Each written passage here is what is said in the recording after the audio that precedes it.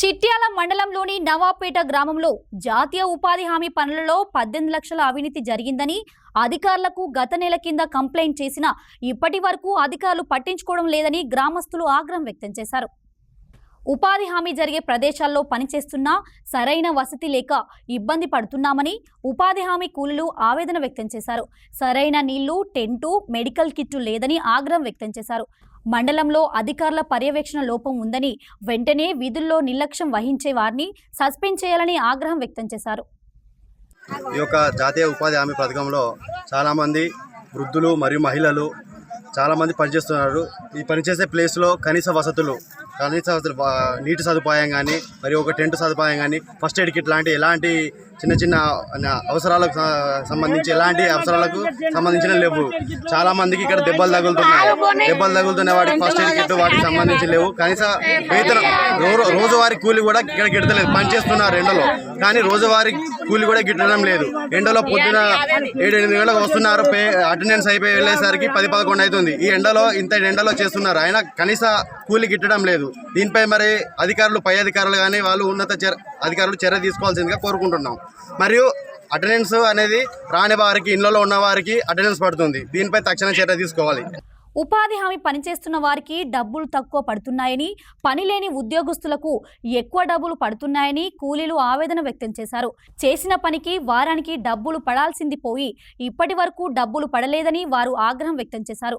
ఉపాధి హామీ పనుల్లో అవకతవకలు జరిగాయని అధికారులకు వినతి పత్రం ఇచ్చినా ఇప్పటి వరకు చర్యలు తీసుకోకపోవడం పట్ల ఆవేదన వ్యక్తం చేశారు.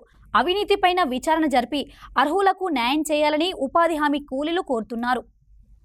జాతీయ ఉపాధి హామీ పథకం కింద నవాపేట గ్రామానికి పెచ్చరులో పని కల్పించడం జరిగింది. రైతులకు వాళ్ళ పొలాల దగ్గర ఉన్న పనుల వల్ల జనం బాగా రాలేదు, తక్కువ మంది పనిచేసినారు. ఈ పనిచేసిన జనాలలో ఉన్న గ్రూపులలో ఎవరైతే ఎక్కువ ఉన్నారో వాళ్ళ గ్రూపులలో ఎక్కడో హైదరాబాద్లో, హన్మకొండలో ఉంటున్న వాళ్ళ పేరు ఇలా యాడ్ చేయడం జరిగింది. ఈ ఇన్ఛార్జ్ చేసిందా, కార్యదర్శి చేసిందా, ఫీల్డ్ అసిస్టెంట్ చేసిందా, ఇది జనానికి తెలియదు. 3 వారాలల్లా 18 లక్షలు ఫిష్ ఫండ్ అనే 18 లక్షలు అమౌంట్ అయిపోయిందని చెప్పేశారు. చేసిన జనం తక్కువ ఉన్నారు, కూలీలకు డబ్బులు తక్కువ పడ్డాయి. పని చేయని వారికి, హన్మకొండ, హైదరాబాద్, కరీంనగర్లో ఉన్న వారికి పని చేయకుండా కూడా 300 ఫుల్ పేమెంట్ పడింది. పని చేసిన వారికి 210 రూపాయలు, 203 రూపాయలు, 180 రూపాయలు ఇట్లా పడింది. దీని మీద మేము ఆధారాలతో తీసుకొని దగ్గరలో ఉన్న ఎంపీడీఓ గారికి మేము ఆ ఆధారాలతో ఆమెకు సమర్పించాము పత్రాలు. ఆ పత్రాలు వారు పరిశీలించి మేము ఎంక్వైరీ పెడతాం, మేము వస్తాం, చేస్తామన్నారు. మేము ఇచ్చి ఇప్పటికీ దగ్గర 2 నెలలు కావస్తుంది. ఇప్పటి వరకు కూడా దీని మీద వాళ్ళు ఎలాంటి చర్య తీసుకోలేదు.